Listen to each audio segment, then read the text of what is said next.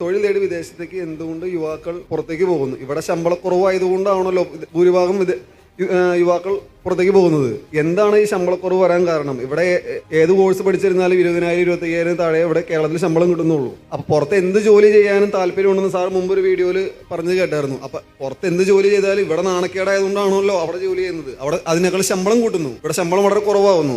എന്താ അതിനൊരു പോംവഴി? അതിന് യുവാക്കൾ ഇത്രയും വേഗം കുടിയേറുന്നത് മൈഗ്രേഷനുകൾ കാരണം എന്തുകൊണ്ടാണ് നടന്നത്? ഇവിടെ ശമ്പളക്കുറവാണല്ലോ മെയിനായിട്ട്.